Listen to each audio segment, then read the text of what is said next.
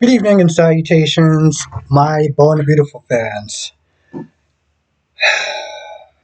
You know, at least we now know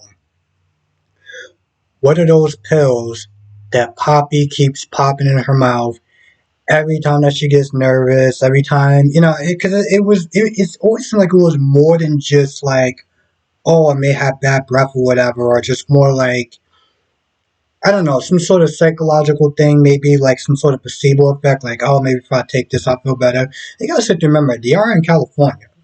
And that type of stuff is legal, I guess, to some extent. I don't know exactly what the parameters are, but for the most part, OSHA didn't say it's definitely legal there, the last time I checked. And so, Luna kept sniffing taking these mints and stuff. Now, the thing that was kind of weird was Poppy realized that her mints is gone, right? She was like, where are my mints and stuff? And Luna is clearly high as an effing kite. But the last time I checked, I could have swore at one point Luna had her own set of meds. So was she just self-medicating the whole time? And then I guess took Poppy's meds and realized they were, didn't realize they were a lot stronger. I have no idea. Anyway, celebrations going on, the after party or whatever. Nothing really important winds up going on with Donna and Eric and everything like that. They're just talking about how happy they are for them. And every time RJ leaves, Zendaya is right there to sit there and get right up in Luna's face, talking about, hey, listen, if you ever need anything, just let you know. Across the hall, it's gatehouse right over there, just, to let you know. And he came back twice too. This is one of those things where I said before, he is luring RJ into a false sense of security. And man, was he just being kind of a sneaky scumbag about doing it.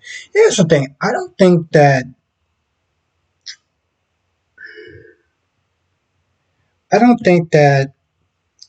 Zende is a terrible person, but the way he's going about his animosity towards um, RJ is definitely a scumbag kind of move. And, a couple of times, RJ looks at Luna like, yo, you okay? You good? And, she starts laughing and smiling just out of nowhere. You can tell at this point she's already just done. And so she decides to just go home. And I guess while she's waiting for her ride share or whatever, she somehow, she's really thirsty and stuff like that. And I guess she's by Zende's like gay house or whatever. So she goes inside, she starts drinking some water, and Zende calls it a night. So he goes, back to his place, and he's sitting down, just taking off his clothes and stuff. And he looks at the water bottle, and he's like, I don't remember opening that water bottle. The hell is going on? And he turns around and he sees Luna just in the bed. Luna kind of wakes up or whatever, and she's so high that she's thinking that she's seeing RJ when it's really Zende. So we all know what's going to end up happening at that point.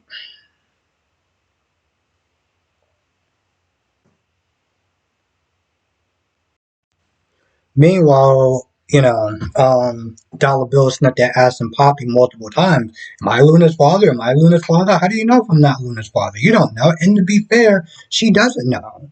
But she keeps not there talking about, oh, for a while it's just been me and my daughter, and I'm totally fine with it. And it's Zari power or something like that. And it's one of those things.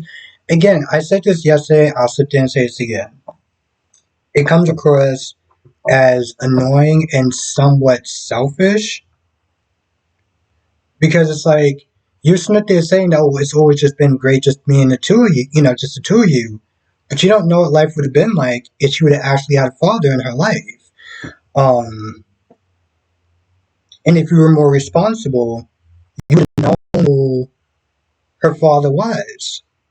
So she missed out on her dad because you couldn't sit there and keep track of who was the last person you slept with, if this person was the your daughter's father or not.